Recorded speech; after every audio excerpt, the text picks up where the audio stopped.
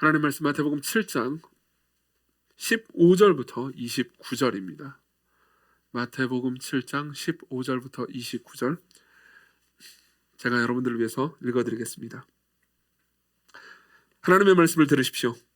거짓 선지자들을 삼가라. 양의 옷을 입고 너희에게 나아오나 속에는 노략질하는 일이라. 그들의 열매로 그들을 알지니 가시나무에서 포도를 또는 엉겅퀴에서 무화과를 따겠느냐. 이와 같이 좋은 나무마다 아름다운 열매를 맺고 못된 나무가 나쁜 열매를 맺나니 좋은 나무가 나쁜 열매를 맺을 수 없고 못된 나무가 아름다운 열매를 맺을 수 없느니라.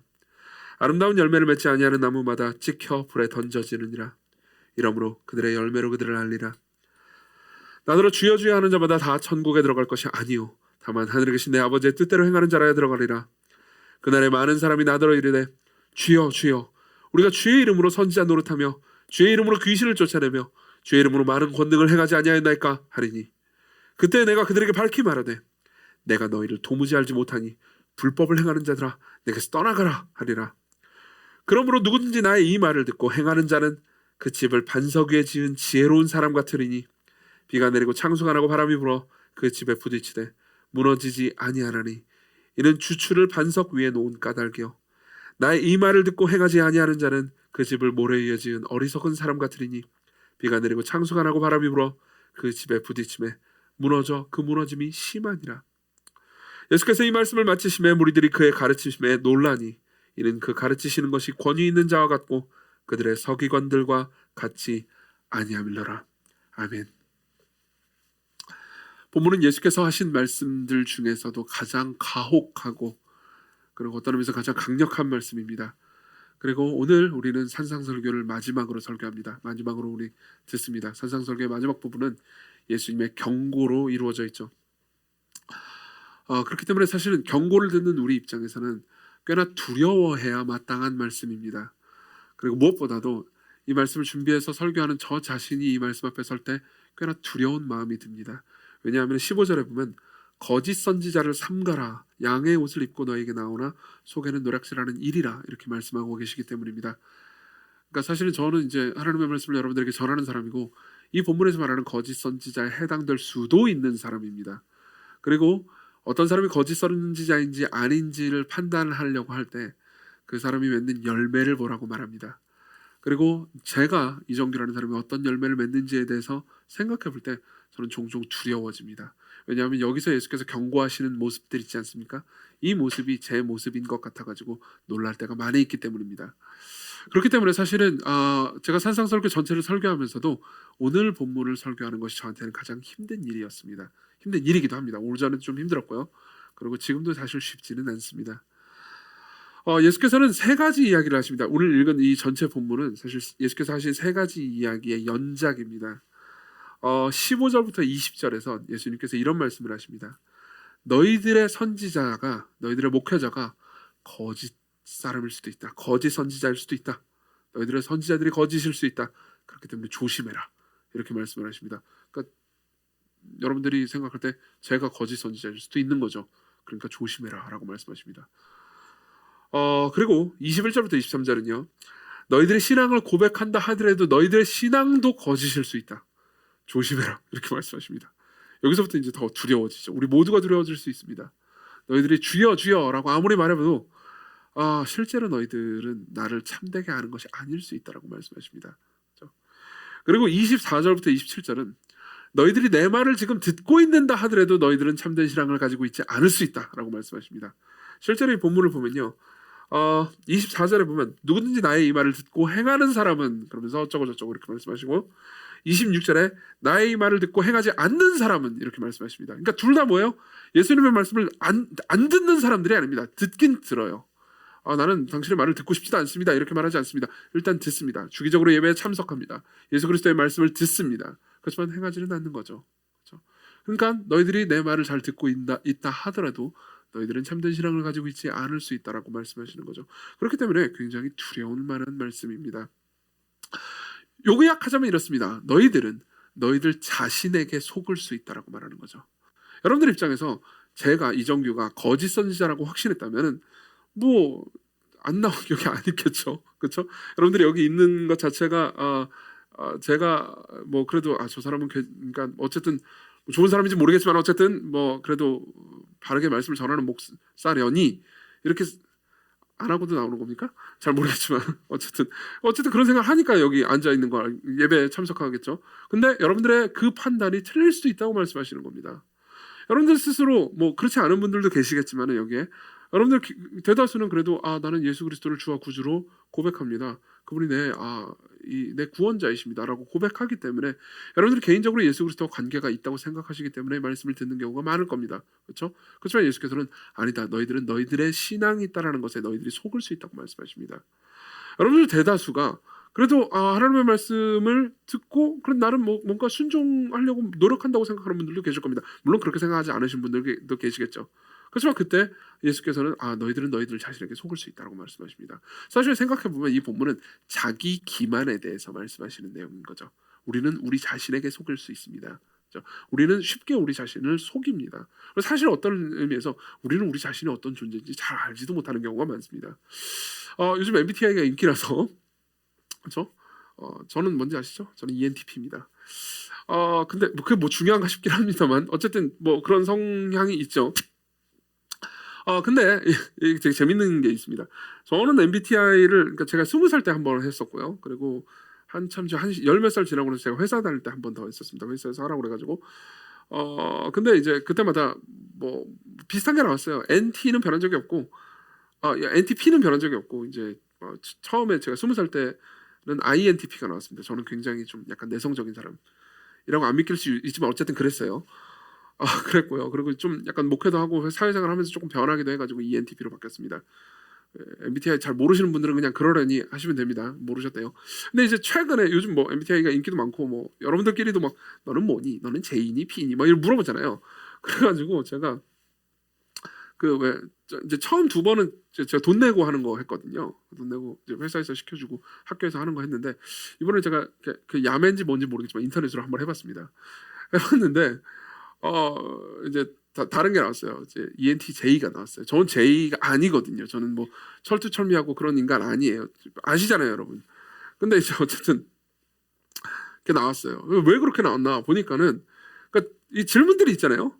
그 질문들이 있으면은 그 질문에 대해서 그러니까 진짜 나를 얘기를 하는 건지 아니면 내가 되고 싶은 모습을 얘기하는 건지 잘 모르겠는 거예요. 저도 헷갈리는 거예요. 그러니까 뭐 예컨대 그러니까 그 질문이 정확히 기억이 안 나는데 예를 들면 이런 질문이 있다고 합시다.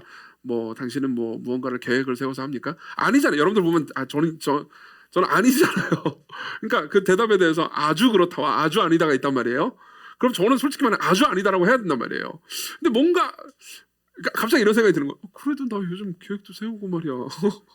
좀 지키려고 나 스케줄 관리도 하는데 그러면서 이제 아주 아니다라고 말하기 좀 뭐한 거죠. 그래가지고 이제 중간쯤 어디인가 이렇게 약간 아주 그렇다까지는 절대 말할 수 없죠.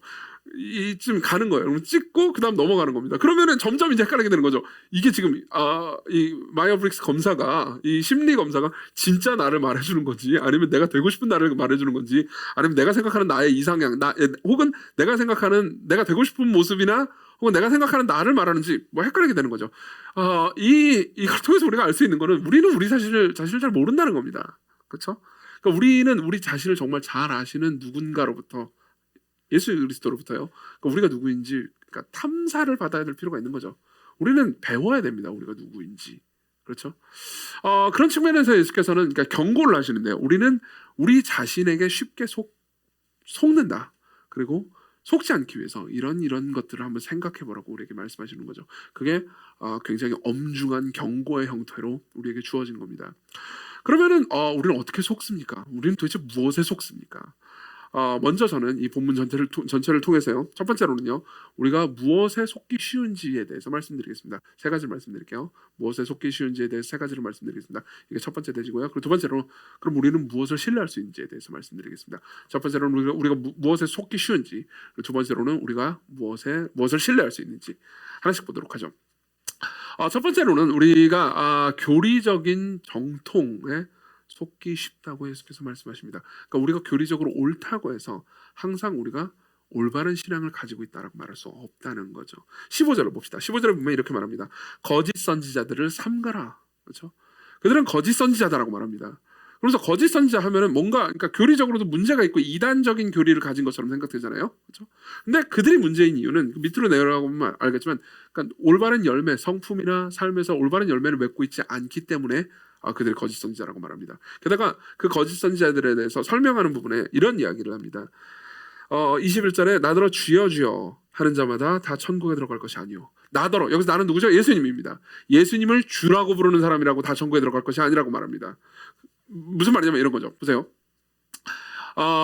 여기서 이제 거짓 선지자다. 그러면은 당시에 예수께서 이제 바리새인들하고 늘 대립각을 세우셨잖아요. 그러니까 여기서 말하는 거짓 선지자는 바리새인들이구나. 이렇게 쉽게 생각을 할 수가 있습니다. 그런데 그렇지 않습니다. 왜냐하면은 바리새인들은 예수님을 가리켜서 주님이라고 부르진 않았어요. 여기서 주라고 번역된 단어는 이제 그리스어로 퀴리오스라는 단어인데 이건 보통 이 구약에서 여호와를 가리킵니다. 그러니까 여기서 예수님을 가리켜서 주여 주여라고 부르는 사람은 예수님 당신은 하나님이십니다. 당신이 구약 시대 때 나타나셔서 사람들과 더불어서 함께 삶을 사셨던 여호와 하나님 당신 바로 당신이십니다라고 고백하는 거예요. 그러니까 아주 정통적인 신앙을 고백하는 거죠. 그렇죠? 실제로 이 선지자들은 사람들을 가르친 사람들입니다. 실제로 기적을 일으키기도 한 사람들입니다. 무슨 말이냐면 이 사람들은 굉장히 정통적인 신학을 가지고 있다는 거죠. 근데도 불구하고 그들은 게다가 보세요. 아까 제가 말씀드렸지만 그들은 예수님의 말씀을 듣고 있습니다. 그렇죠? 아까 24절이랑 26절에 우리가 봤잖아요. 예수님의 말씀을 듣고 행하는 사람과 듣고 행하지 않는 사람을 비유해 주셨잖아요. 예수께서. 그러니까 둘 다 듣고는 있다는 거죠. 그러니까 생각해 보시죠. 예수님의 말씀을 듣고는 있어요. 그리고 예수님을 주라고 부릅니다. 무슨 말이냐면 신학적으로는 최소한 정통이라는 겁니다. 그리고 우리는요, 신학적으로 바른 교리를 이해하고 알고 가지고 있다라는 사실 때문에 우리가 하나님과 더불어 교제를 맺거나 혹은 하나님을 알고 있다고 오해할 수가 있다는 거죠. 이 부분에 대해서는 제가 좀 여러분들, 그러니까 제가 살아온 삶의 경험이 그러니까 여러분들에게 좀 도움이 될 수 있을 것 같습니다. 왜냐하면 이 부분에 대해서는 저는 좀 더 그러니까 예민한 감각이 있는 것 같습니다. 왠지 말씀드리죠. 우리 교회 온 지 얼마 안 되신 분들은 잘 모르실 수 있겠지만 대다수는 제가 이제 과거에 시광교회를 개척하기 전 한참 전에 이단교회를 다니고 있었다는 거, 이단이라 칭하는 공동체에 소속돼 있었다는 것을 기억하고 계실 겁니다. 그리고 그때 그러니까 저는 이제 사실 거기서 한 20대 대부분을 보냈죠. 그리고 나서 저는 그때 그렇게 생각했었어요. 그러니까 이제 제가 뭐 다른 뭐 보통 장로교회나 개혁주의 신학을 모르니까 전혀 모르고 그냥 거기서 그냥 배운 걸로 알았거든요. 근데 거기는 대부분 이렇게 알고 있었습니다. 그러니까 저도 그렇게 생각했었고요. 그러니까 2000년 교회사 내내 그러니까 바르게 올바르게 완벽하게 진리를 아는 사람들이 없었는데 제가 그때 있었던 그 교회 있잖아요. 거기에 그 목사님만이 2000년 교회사 내내 바르게 진리를 안 사람이다. 유일한 사람이다. 드디어 나타났다. 이런 식으로 배웠단 말이에요. 그리고 저도 그렇게 생각했었어요. 그러니까 저는 어떻게 했습니까? 저기 뭐 장로교나 뭐 감리교나 이런 많은 또 다른 종파들은 뭐 좀 약간 뭐 쟤들도 뭐 진리를 아예 모른다고 말할 수는 없겠지만 그럼에도 불구하고 우리보다 좀 더 하등한 사람들이야. 이렇게 생각을 했죠. 그런데 그때 제가 생각했던 건 실제로 제가 하나님과의 관계를 맺기보다는 그러니까 제가 나는 이런 굉장히 우월한 진리를 가지고 있어 라는 것에 저 자신을 의지했었던 것 같습니다. 실제로 많은 사람들이 그랬던 것 같기도 하고요. 그리고 그게 이제 저를 움직이는 동력이 되기도 했죠. 그렇죠. 근데 이제 시간이 지나고 나서요. 이제 하나님께 감사하게도 저는 이제 나중에 마틴 로이드 존스 목사님의 책을 읽게 됐습니다. 뭐 이 과정을 여러분들이 제가 이전에 관적은 적이 있으니까 기억하실 겁니다. 로이드 존스 목사님의 책을 읽으면서 이제 정통적인 신앙을 배웠죠. 그렇죠. 저는 이제 그 이후로 이제 개혁주의 신학을 배우게 되고 지금도 개혁주의 신학에 굉장히 헌신되어 있는 사람입니다. 그래서 이제 그때 당시에는 저는 뭐 굉장히 기쁨을 많이 누렸고요. 그리고 내가 이제 드디어 진리를 알게 되었구나 이렇게 생각을 했죠. 근데 재밌는 건 뭐냐면은 더 좋아진 겁니다. 그리고 하나님의 은혜를 받은 것은 사실입니다. 근데 시간이 지나고 나서 제가 그러니까 교리가 교정이 됐잖아요. 그래서 제 삶이 좋아진 면이 없다고 말할 수는 없습니다. 분명히 있습니다. 하지만 여전히 그 뒤에도 똑같은 마음을 어느 정도 가지고 있었다는 거죠. 과거에는 여기서 그러니까 내가 잘못된 신학을 가지고 있을 때는 여기서 말하는 것만이 참된 거야. 그러면서 뭔가 그 신학에 자기 자신을 의지하고 있었습니다. 그렇기 때문에 내가 괜찮은 사람이지. 근데 시간이 지나고 나서 개혁주의 신학을 공부했잖아요. 그러니까는 이제 그 다음에 나는 정통적인 개혁주의 신학을 가지고 있는 사람이야. 저 이제 과거 이단에서 벗어났어. 이제 나는 의미 있고 괜찮은 존재야라고 생각하기 시작했다는 거죠. 생각해 보면요, 결국은 정통적인 신학을, 즉 교리를 의지하면서 예수 그리스도를 의지하지 않을 수 있다는 겁니다.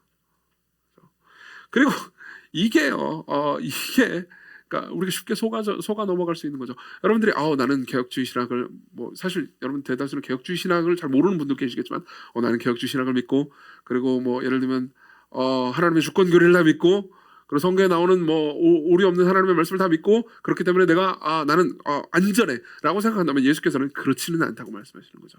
그렇지는 않다고 말씀하시는 겁니다. 왜냐하면 우리는요, 예수 그리스도를 신뢰하는 게 아니고 예수 그리스도에 관한 지식을 신뢰하는 것일 수도 있기 때문입니다. 예수 그리스도를 아는 게 아니고 예수 그리스도에 관한 지식을 아는 것일 수도 있습니다. 이 두 개는 다릅니다. BTS는 함부로 건드리면 안 된다는 얘기를 듣긴 했지만, 어쨌든 예를 들자면요, 이제 제가 몇 달 전인가 어떤 이제 자매랑 교제를 한 적이 있었어요. 그분은 이제 아미시더라고요. 근데 이제 BTS의 정국님을 함부로 말하면 안 될 거예요. 정국 이렇게 말하면 안 될 것 같아요. 정국님을 좋아하시더라고요. 저도 이제 한번 찾아봤는데 되게 잘생기셨더라고요. 근데 정국님을 좋아하시는데 뭐 얘기를 하다 보니까는 이 정국님에 대한 모든 정통적인 교리를 완벽하게 알고 계시더라고요. 그러니까 뭐 키부터 시작해서 모든 걸 알고 있어요. 진짜 아무거나 던져도 거의 대부분 알고 있더라고요. 그래서 와, 참 이분 대단하시다 이렇게 생각을 했었어요. 대화를 하면서. 진짜 좋아하니까 그렇게 하시겠죠. 근데 이제 개인적으로 정국님을 만난 적은 한 번도 없대요. 뭐 어떤 의미에서 당연하겠죠. 이렇게 우리가 예수님을 알 수도 있습니다. 예수님의 관한 지식들을 아는 거죠. 그렇죠? 여러분들은 예수 그리스도의 신성과 인성에 대해서 완벽하게 설명을 할 수도 있습니다. 여러분들은 칼케돈 신조와 이런 거 못 들어보신 분들은 그냥 넘어가셔도 좋아요. 뭐 아타나시우스 신조를 완벽하게 이해할 수도 있습니다. 그렇지만 아타나시우스 신조와 칼케돈 신조와 그리고 예수 그리스도의 신성과 인성에 관한 성경이 말해주는 여러 가지 이야기와 교리들을 완벽하게 이해하는 동시에 그 모든 교리가 가리키는 분을 모르실 수 있습니다. 하나님께 감사하게도 정국님은 알기 어렵겠지만, 그렇죠? 개인적으로 알기 어렵겠죠. 하지만 예수 그리스도는요, 여러분들이 개인적으로 만날 수 있는 하나님입니다. 그렇죠? 그래서 제가 묻고 싶은 건 이겁니다. 성경이 여러분들에게, 예수 그리스도께서 여러분들에게 묻고 싶으신 것은 바로 이겁니다. 여러분들은 예수 그리스도의 관한 지식을 알고 있습니까? 아니면 예수님을 알고 있습니까? 여러분들은요 예수님이 아니고 교리를 신뢰할 수도 있습니다. 그리고 이게 속아 넘어가는 지점인 거죠. 두 번째는요, 자신의 감정적인 확신입니다. 이거야말로 사실 제일 속아 넘어가기 쉬운 지점입니다. 내가 나는 믿고 있고 나는 구원받은 사람이야 라고 스스로 생각하는 나의 감정적인 확신이죠. 22절을 봅시다. 22절을 같이 한번 읽어보겠습니다. 우리 같이 말씀을 함께 합독해 봅시다. 시작. 그날에 많은 사람이 나더러 이르되 주여 주여 우리가 주의 이름으로 선지자 노릇하며 주의 이름으로 귀신을 쫓아내며 주의 이름으로 많은 권능을 행하지 아니하였나이까 하리니. 보십시오. 어떤 사람들이 나옵니다. 예수 그리스도께로 가서 이렇게 얘기합니다. 주여 주여 주여 주여. 예수님을 두 번 부릅니다. 주님이라고요. 이게 무슨 의미가 있는가 싶을 수 있겠지만은 히브리 혹은 셈족 언어를 연구한 사람들은 그러니까 어떤 누군가를 두 번 연달아 부른다라는 것이 아주 특별한 의미가 있다는 것을 다 지적합니다. 그러니까 우리나라 말에서는 그냥 이렇게 친근감을 표현할 때 다른 말을 쓰잖아요. 그렇죠? 근데 이제 히브리 셈족 언어에서는 상대를 두 번 부르는 방식으로 했습니다. 예컨대 제가 우리 동석 형제한테 동석아 이렇게 부르잖아요. 그러면 뭐 자연스러운 거죠. 근데 동석 형제가 저하고 그렇게 친하다고 생각하지 않아요. 그죠? 친하다고 생각하지 않는데 제가 예를 들면 동석 형제한테 동석아 이렇게 불렀다고 합시다. 왜 웃죠? 여기서? 그러면요, 동석 형제는 좀 뭔가 이거 부적절한데? 라고 느낄지도 모릅니다. 무슨 말인지 이해하십니까?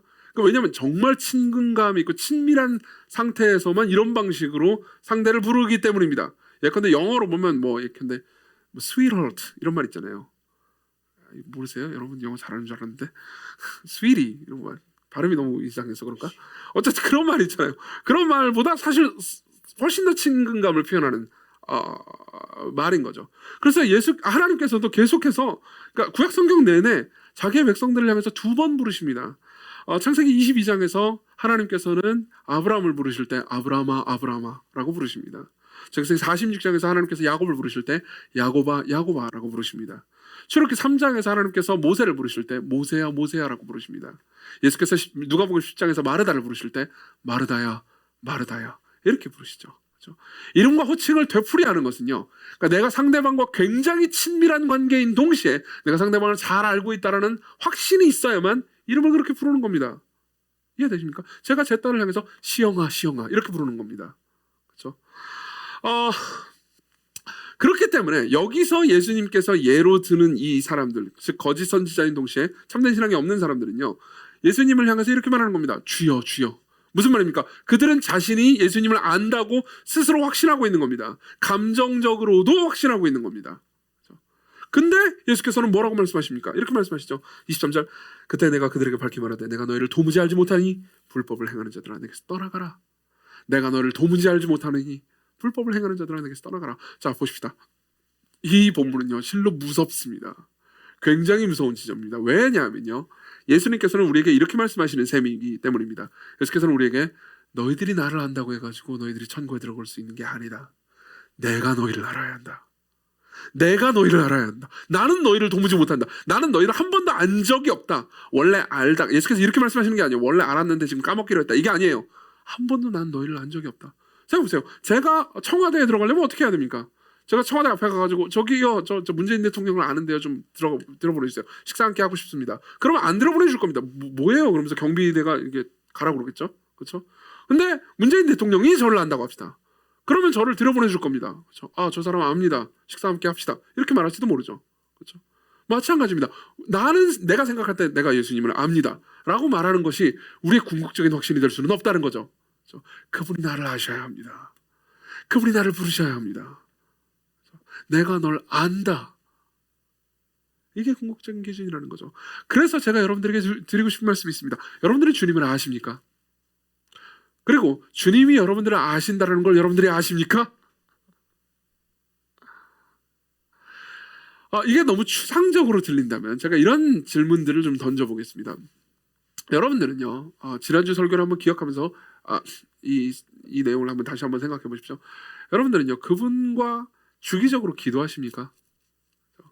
이걸 이렇게 오해하지 마십시오. 기도를 그럼 잘하면 무조건 구원을 받는 건가? 아니에요. 그런 의미는 아닙니다. 왜냐하면 여러분들이 기도를 하면서도 여러분들의 마음이 그리스도를 향하지 않을 수 있기 때문입니다. 그렇죠? 여러분들이 성경을 읽으면서도 여러분들의 마음이 예수 그리스도를 향하지 않을 수 있습니다. 그게 가능합니다. 제가 던지고 싶은 질문은 이겁니다. 여러분들은 예수 그리스도와 지금도 교제하고 계십니까?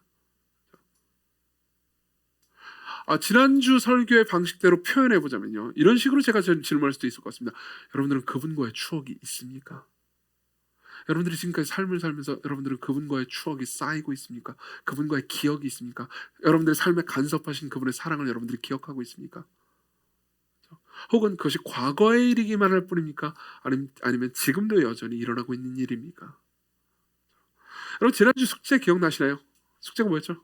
산상설교를 다시 한번 읽어보라고 말씀드렸죠. 그렇죠? 많은 분들이 그 숙제를 하고 계시거나 이미 하셨는 줄로 알고 있습니다. 그렇죠? 저번에 보니까는 이제 오광일 전사님이 지난 산상설교 그 주보를 다 수집해가지고 그 산상설교 주보에 요약문들을 싹 모아 오셔가지고 PDF로 만들어서 올리셨더라고요. 여러분들 아마 받으셨을 건데 못 받으신 분들은 다시 한번 올려드리겠습니다. 숙제를 안 하신 분들이거나 하신 분들이라도 이번 주에 숙제를 똑같이 또 한번 또 내드릴게요. 물론 검사할 방법은 없습니다만 다시 한번 산상설교를 읽어보십시오. 처음부터까지 다시 한번 읽어보십시오. 제가 산상설교를 하면서 제가 오늘이 30번째거든요. 30번으로 끝나는데 여러 번, 그러니까 진짜 하나님과 더불어서 교제를 하는 것과 그냥 종교 생활을 하는 것이 어떻게 다른지에 대해서 여러 번 말씀드렸습니다. 그리고 그 가운데서 예수 그리스도가 어떤 분이신지에 대해서도 여러 번 말씀드렸죠. 다시 한번 짚어보십시오. 그걸 생각해 보십시오. 그리고 말씀을 계속해서 보면서 여러분들이 어떤 존재인지, 그리고 어떤 존재여야 하는지를 스스로에게 계속 물어보십시오. 그리고 기도하세요. 계속 예수 그리스도께로 가십시오. 기도를 하는데도 불구하고 그리스도께로 안 갈 수도 있어요. 기도를 하는, 나는 지금 기도를 잘 하고 있으니까 오늘 할 일을 다 했어라고 스스로 자기 일을 쌓고 기도 생활을 끝내버릴 수도 있습니다. 그거 말고요, 진짜 그리스도께로 가시라고요. 그리고 그분과 더불어서 기억을 쌓으십시오. 그분과 더불어서 교제를 하십시오. 왜냐하면 여러분들은 예수 그리스도가 아니고요, 여러분들의 감정적 확신을 신뢰할 수도 있기 때문이죠. 그리스도를 신뢰하지 않는다면, 여러분들이 확신한다는 걸 신뢰한다는 건 아무런 의미가 없습니다.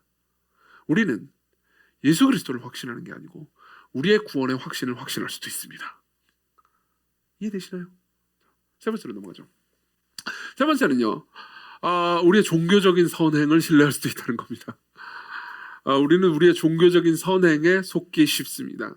15절은요, 그들이 거짓 선지자라고 말하죠. 즉 가르치는 사람들이었다는 겁니다. 그리고 22절은요, 아까 우리가 읽었지만 그들은요 선지자 노릇했을 뿐만 아니라 귀신을 쫓아내고 주의 이름으로 많은 권능을 행했습니다. 무슨 말이냐면 종교적으로 할 수 있는 모든 선행들은 웬만하면 다 한 사람들이라는 거죠. 아까 제가 말씀드렸듯이 이 사람들은 뭐 그냥 바리새인들이 아닙니다. 예수님을 주라고 믿는 사람들입니다. 그리고 교회 공동체 내에서 아주 열정적으로 활동하는 사람들입니다. 누군가를 가르치는 사람들입니다. 누군가와 함께하는 사람들입니다. 그렇죠?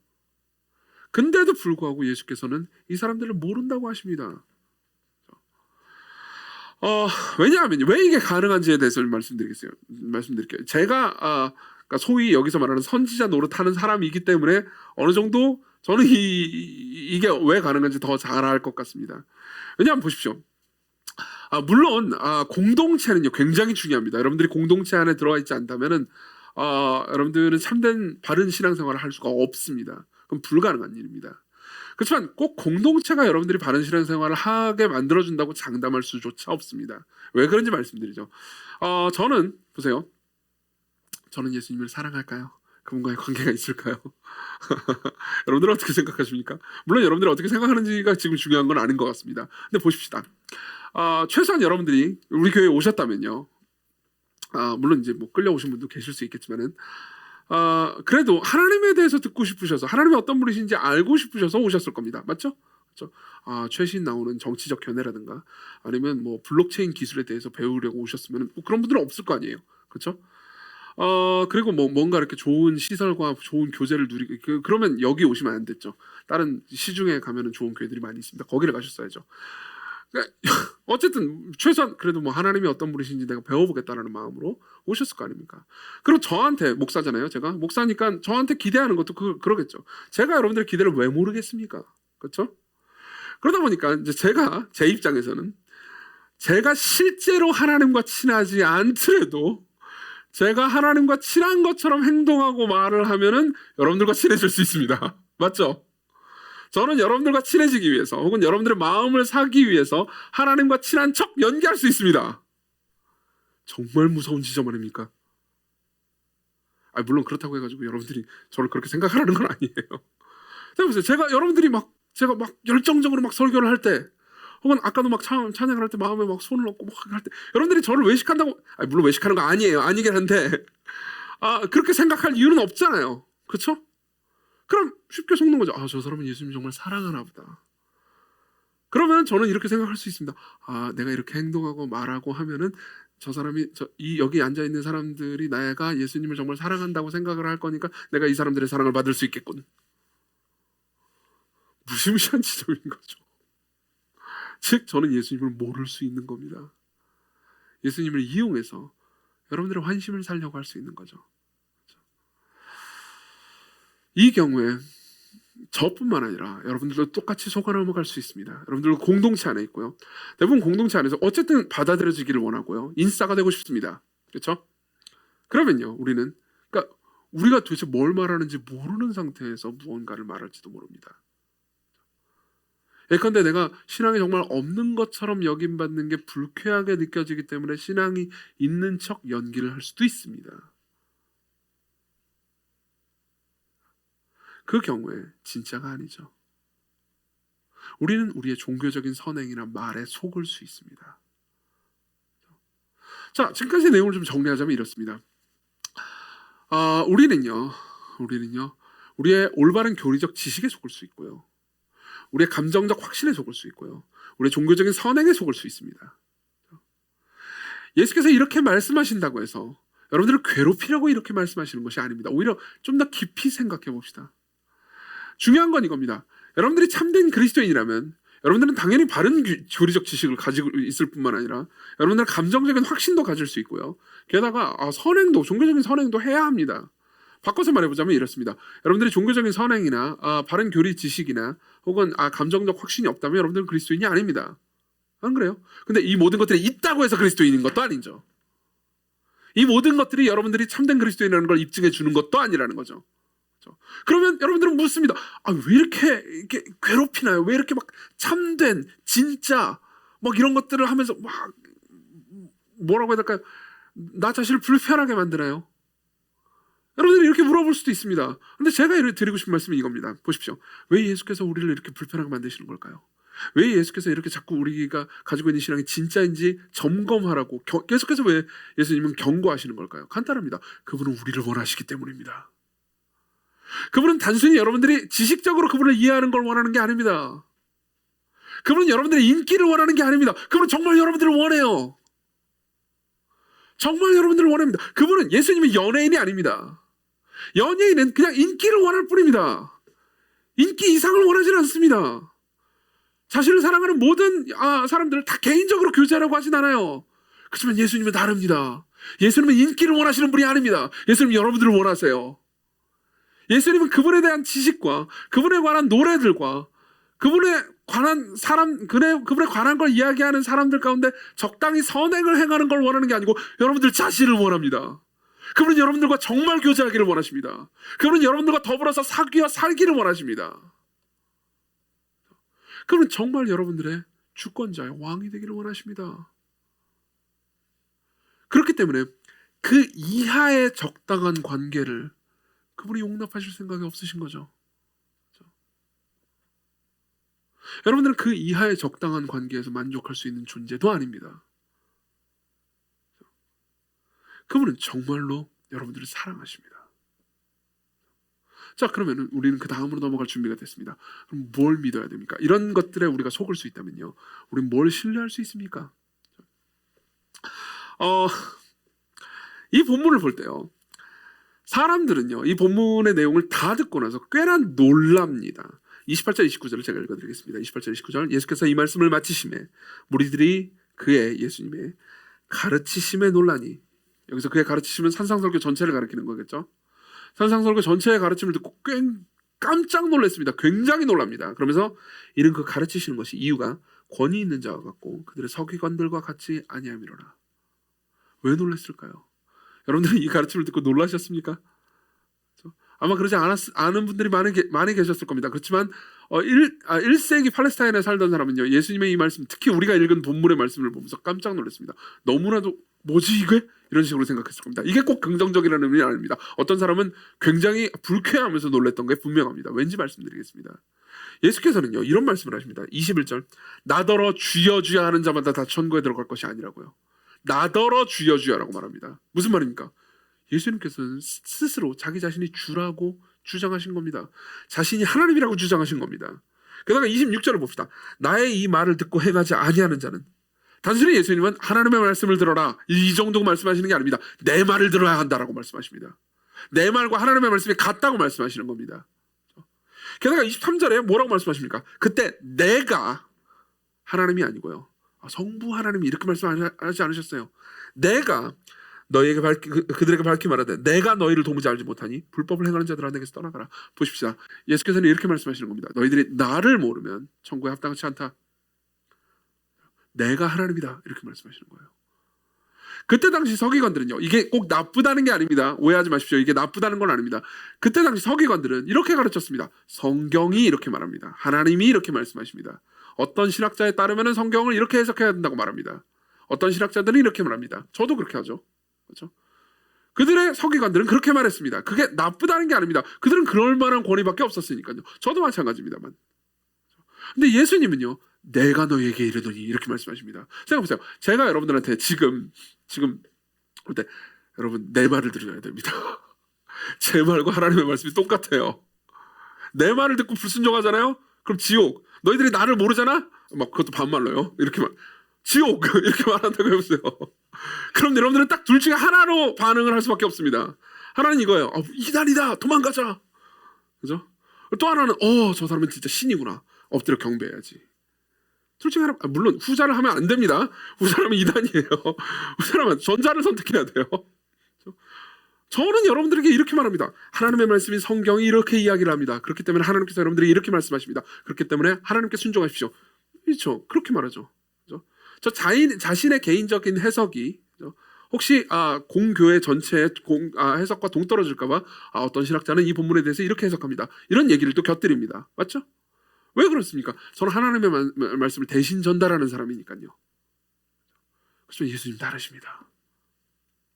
그분은 내가 너희에게 이르노니 이렇게 말씀하십니다. 여기서 중요한 부분은 이겁니다. 예수께서 마지막 이 산상설교의 긴 이야기를 설교를 하시고요. 마지막에 그분이 주장하신 건 자기 자신이 신이라고 주장하시는 겁니다. 그러면서 이렇게 말씀하시는 거죠. 너희들이 나를 진짜로 신, 주권자, 왕, 하나님이라고 믿는다면 너희들은 반드시 열매를 맺게 될 것이다. 너희들은 올바른 반석 위에 집을 세운 사람들과 같다. 너희들은 나에게 순종할 것이다.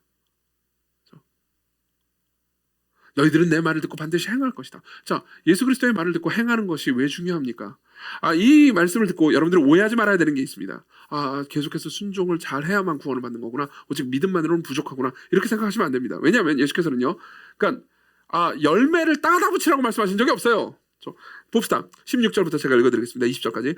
그들의 열매로 그들을 알지니 가시나무에서 포도를, 엉겅퀴 해서 무화과를 따겠느냐. 가시나무에서 아무리 포도를 날려고 해도 안 되죠. 그래서 여러분들이 그래 안 되겠다. 포도를 갖다가 가시나무에 붙여야지. 그런 전략을 쓰면 안 된다고요. 존재가 변해야 됩니다. 계속 이와 같이 좋은 나무보다 아름다운 열매를 맺고 못된 나무가 나쁜 열매를 맺나니 좋은 나무가 나쁜 열매를 맺을 수 없고 못된 나무가 아름다운 열매를 맺을 수 없느니라. 아름다운 열매를 맺지 아니하는 나무마다 찍혀 불에 던지니라. 예수께서는 무슨 행동을 했다 안 했다라는 걸 말씀하시는 게 아니고요. 너희들의 존재가 어떤 존재인가를 물으시는 겁니다.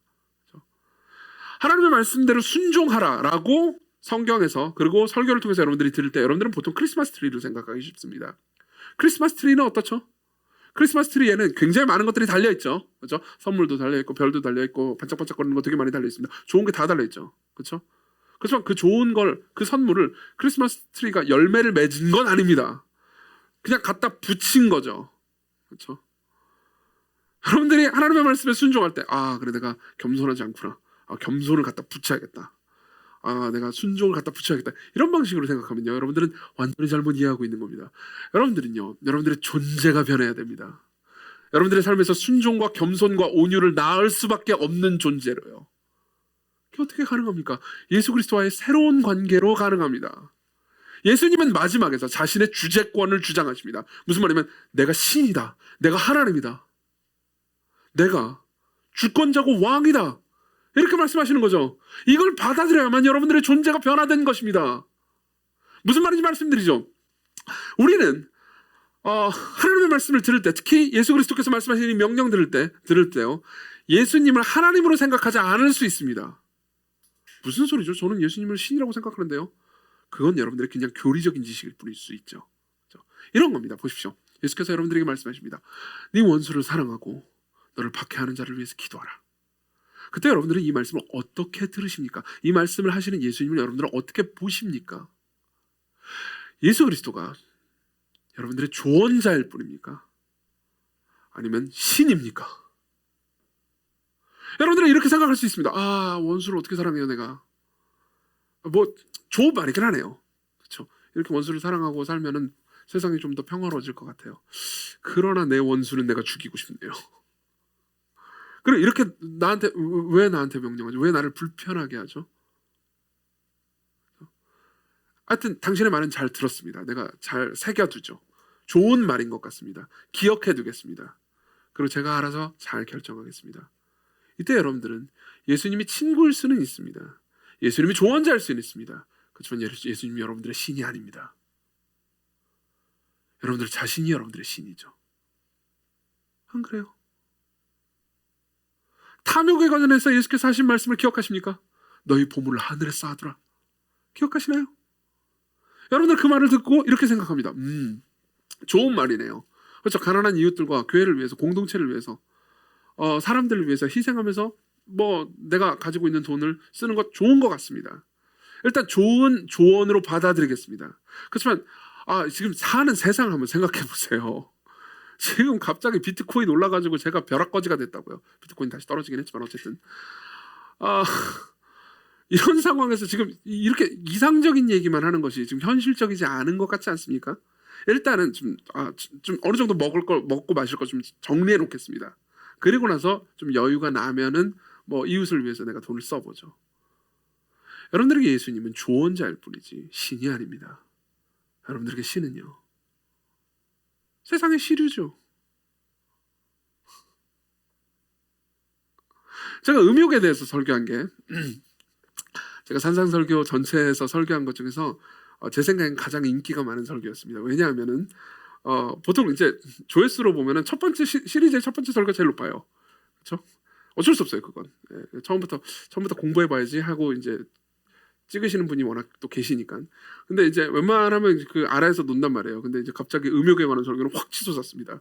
그리고 그 다음 주 설교가 확 떨어졌죠. 제 생각에 설교 준비를 그때 더 엄청나게 하고 그런 거 아니었고 비슷했거든요. 근데 음욕에 관한 설교는 그랬습니다. 그리고 나서 피드백도 제일 많이 왔습니다.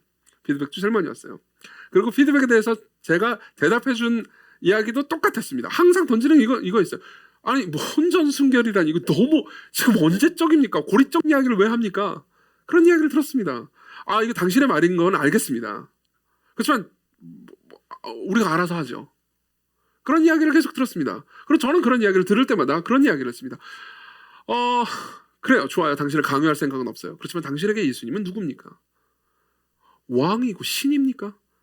아니면 조언자일 뿐입니까? 여러분들은 어떻습니까? 여러분들에게 예수 그리스도는 어떤 존재입니까?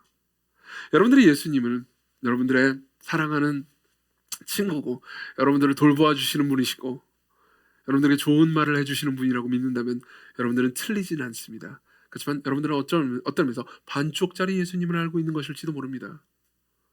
여러분들은 진짜 예수님을 모르는 것일 수 있습니다. 제 둘째 딸 보이가, 제 둘째 딸 아시죠? 귀여우네. 물론 저한테만 귀여울 수도 있죠. 근데 제 둘째 딸이 저를 뭘로 할까요? 저를 뭘로 할까요? 저를 이 교회 저 교회 수련회 때마다 돌아다니면서 설교를 하는 순회 설교 강사로 알고 있을까요? 제가 순회 설교 강사입니까? 맞습니다. 네, 맞아요. 이번 겨울에도 뭐 SFC나 뭐 다른 수련회 가가지고 설교를 몇 번 했습니다. 그죠? 그럼 순회 설교 강사라고 부를 수도 있겠죠. 그렇지만 물론 제 딸도 그걸 압니다. 제가 순회 설교하러 뭐 아빠가 이제 오늘 밤 집에 안 들어왔어요. 그럼 어디 뭐 지방 가가지고 설교하러 온 날이겠거니 이렇게 생각을 하죠. 제 딸도 제가 순회 설교 강사라는 걸 압니다. 그렇지만 제 딸은 절대로 저를 보면서 순회 설교 강사라고 말하지 않습니다. 그냥 아빠라고 말하죠. 안 그래요? 여러분들은 예수님을 뭘로 아십니까? 그분은 여러분들의 친구이십니다. 여러분들을 사랑하시는 분이죠. 여러분들의 구원자이십니다. 다 틀리지 않습니다. 그렇지만 그 모든 것이 전부는 아닙니다. 그분은 하나님이십니다. 그분은 하나님이십니다. 예수께서 하신 이 모든 말씀이 굉장히 좋은 말씀임에도 불구하고 아마도 이 말씀을 들은 청중은 반으로 나뉘었던 것 같습니다. 이후의 스토리를 보면 그렇습니다. 청중 중에 어떤 사람들은 굉장히 불쾌했습니다. 왜냐하면 저 좋은 말을 한 건 좋지만 그 좋은 말이 신적인 권위와 함께 오는 것은 용납할 수 없었기 때문입니다. 여러분들에게 예수 그리스도가 하나님이 아니라면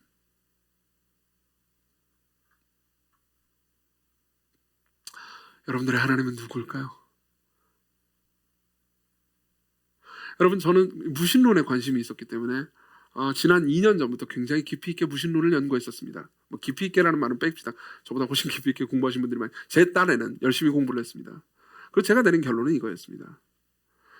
무신론은 정확히 말하면 신이 없다고 주장한다기보다 종교 세계 내에서의 신은 신이 아니고 뭔가 다른 것이 신이다라고 주장하는 또 다른 형태의 종교라는 거죠.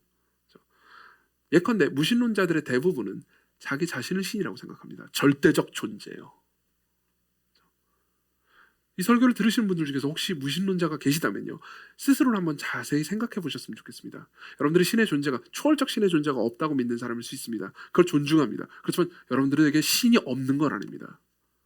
여러분들이 무언가 간절히 바라고 매달리고 여러분들을 매달리게 하는 무슨 존재가 있습니다. 그게 여러분들의 신이에요. 그게 여러분들의 신입니다. 그렇지만 여러분들의 신이 만일 예수 그리스도가 아니고 여러분들의 자신이라면 26절 나의 말을 듣고 행하지 아니하는 사람은 그 집을 모래에 지은 어리석은 사람 같으니 비가 내리고 창수가 나고 바람이 불어 그 집에 부딪히면 무너짐이 심할 겁니다. 무너짐이 심할 겁니다. 이 말은 예수께서 저주하시는 게 아닙니다. 야, 이 나를 신으로 섬기지 않다니 망해버려라 이렇게 말씀하시는 게 아니에요. 오히려 이런 거죠. 너희들이 나를 신으로 섬기지 않는다면, 너희들 스스로를 신으로 섬긴다면 너희들은 자멸하게 될 것이다. 너희들은 나만큼 지혜롭지도 않고 나만큼 능력이지도 않고 나만큼 너희들을 사랑하지도 않는다. 여러분들은 여러분들을 사랑하지 않습니다. 물론 여러분들은 여러분들을 사랑합니다. 그렇지만 예수님께서 여러분들을 사랑하시는 만큼 여러분들은 여러분들을 사랑할 수는 없습니다. 그렇죠? 내가 너희들을 더 사랑하고 내가 너희들을 더 잘 알고 내가 지혜로운 존재란다.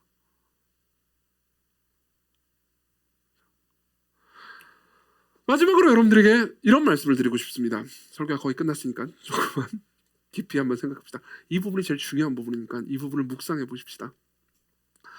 오늘 설교를 듣고 여러분들이 만일 무서웠다면요,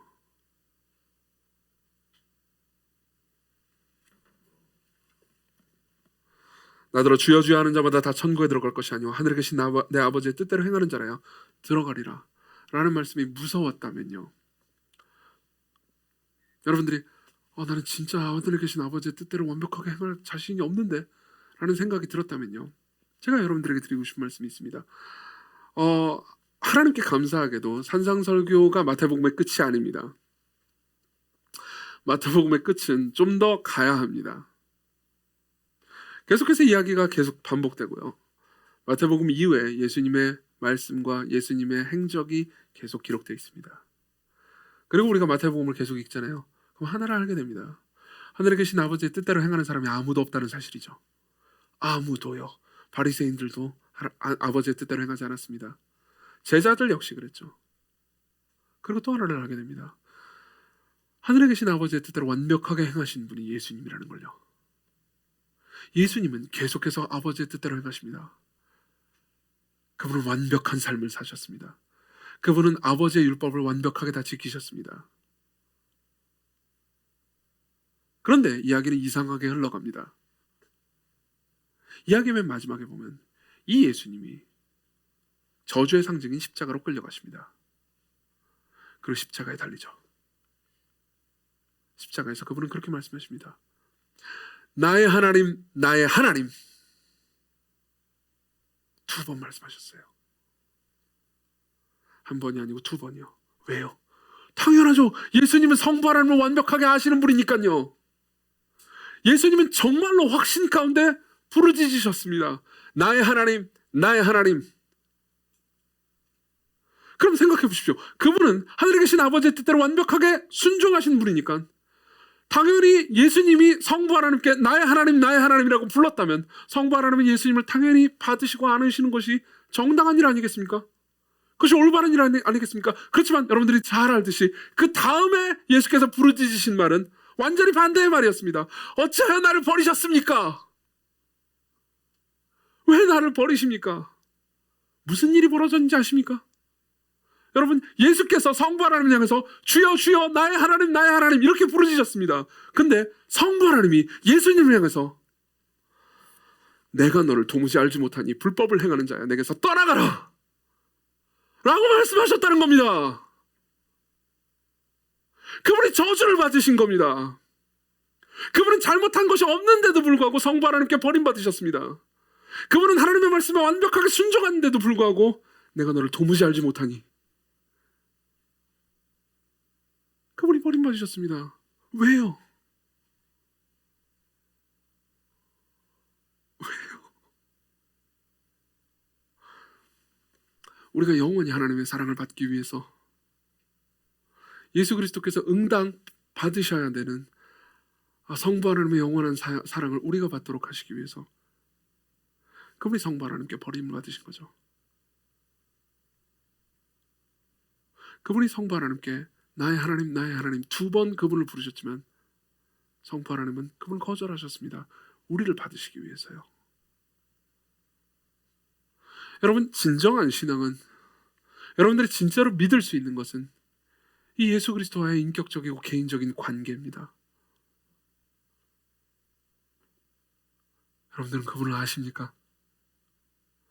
여러분들은 그분이 얼마나 여러분들을 깊이 사랑하셨는지 아십니까?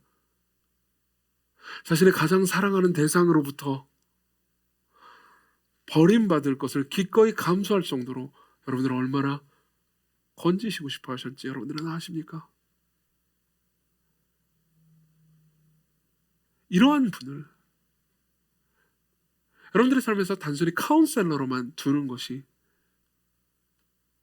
정당하다고 생각하십니까? 아니면 나의 주님이시고 나의 하나님이십니다 라고 고백하면서 그분 앞에 엎드려 경배하는 것이 정당하다고 생각하십니까? 그리스도께로 오십시오. 그분이 여러분들의 모든 것이 되십니다. 같이 기도합시다.